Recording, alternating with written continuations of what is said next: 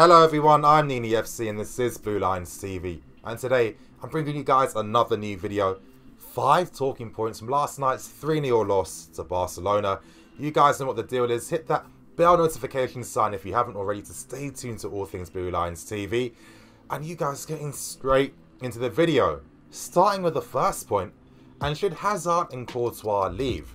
Now, just to give you guys a bit of the story behind why a lot of people on social media and a lot of fans in general aren't very happy with both the players' performances last night. And a lot of feeling, well, these guys haven't signed new contracts, they're not committed to the club.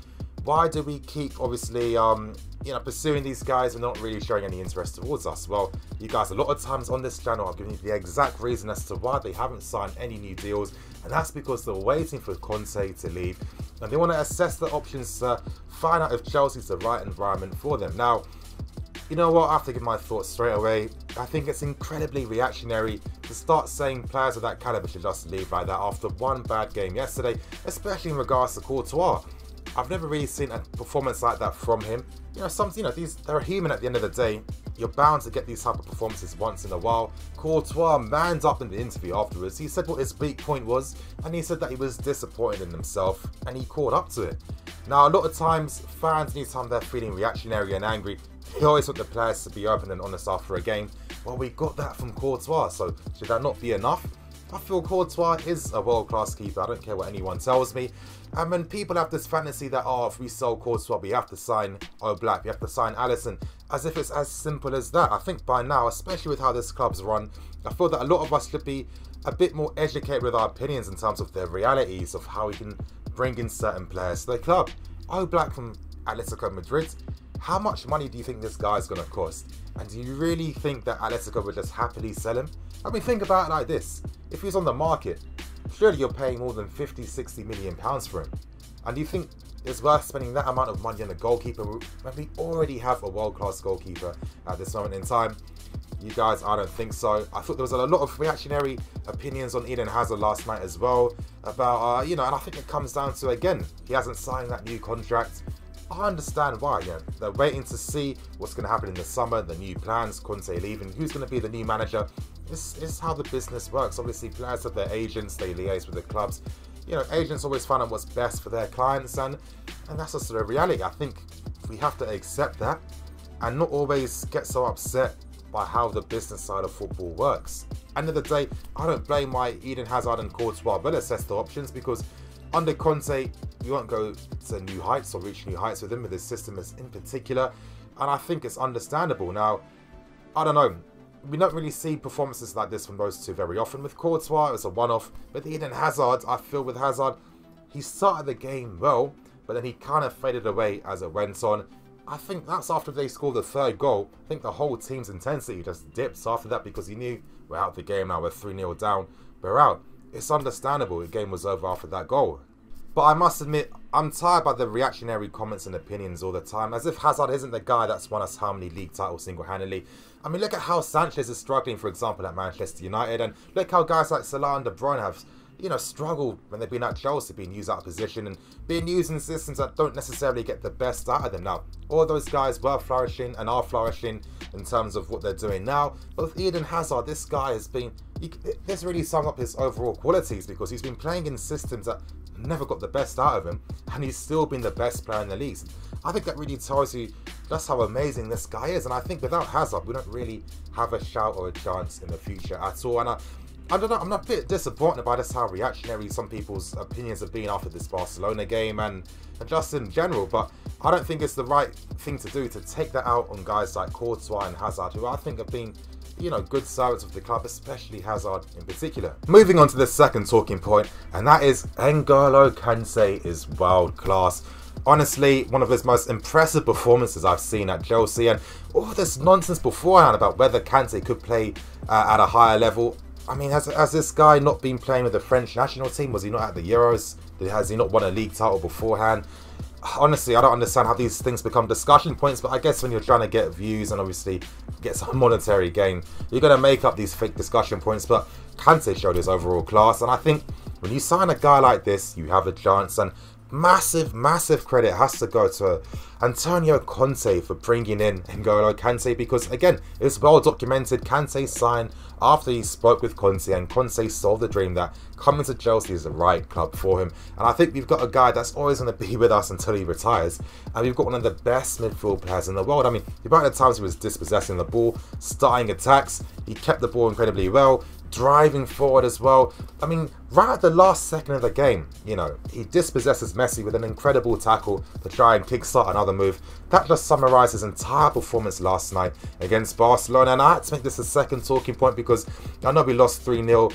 It's going to be forgotten about, but I think we have to remember the quality and the genius of N'Golo Kante last night. And honestly, you guys, I think when you have guys like this in your team, you have a chance for the future. Now, I'm actually going to be getting onto this later on in the video, so stay tuned on that.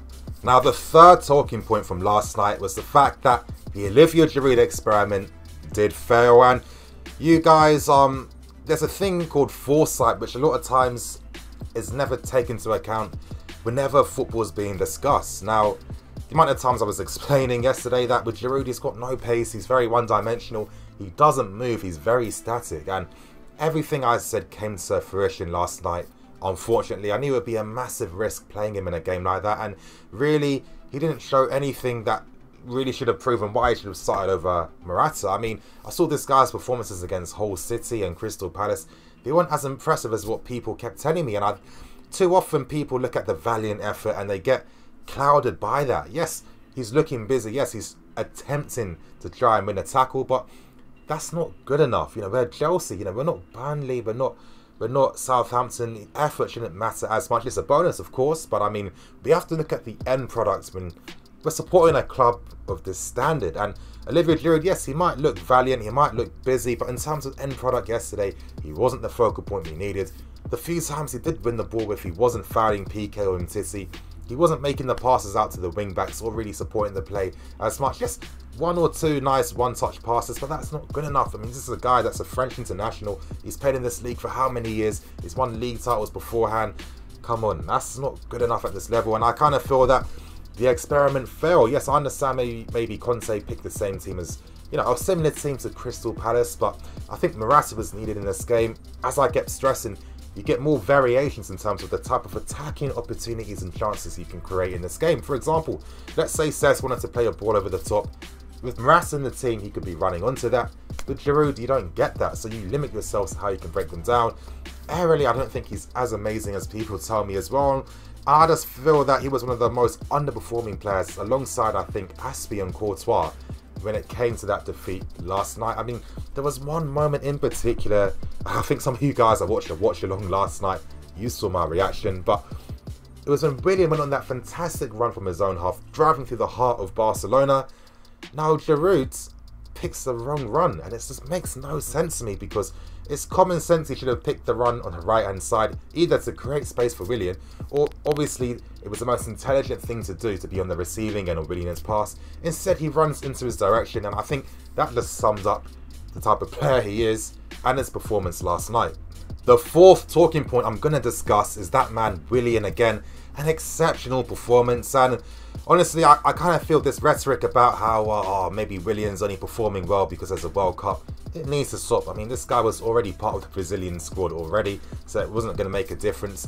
And again, credit to Conte, because he's finally found the most effective way at using Willian, of course, by giving him that freedom to roam, that license to roam, where he can attack through the middle, collect the ball, receive on the left hand side as well, and not necessarily stay to his position on the right hand side. Has transformed him, because you're finally using him in a role that gets the best out of him and where you can see his best qualities. We know Willian's cutting inside is one of the best in football. I think it's up there with Robin in terms of you can't stop it when he's doing that, especially his ability to drive and collect the ball when he's attacking through the middle of the pitch as well. Yesterday I thought he was exceptional. He really took the game to Barcelona. They really couldn't cope with him whenever he was on the ball. And it was just unfortunate that we just couldn't get our luck against Barcelona in that game. But you guys, for me, Willian has been the best player of 2018. I think he's going to continue this form. 13 goals, 7 assists.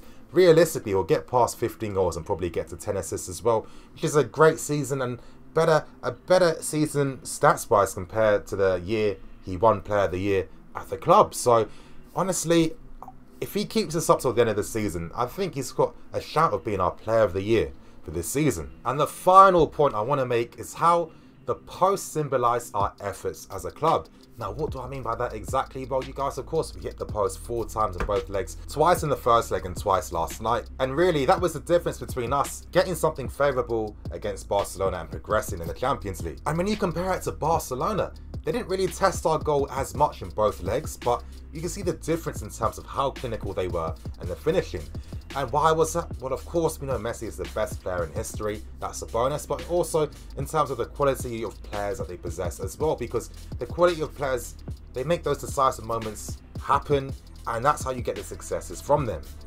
Now, last night was an incredibly valiant effort from the team for the first 60 minutes. Of course, by the time Barca scored that third goal, the game was over. But the amount of opportunities that we were getting into Barcelona's half, I mean, we just weren't decisive or clinical enough.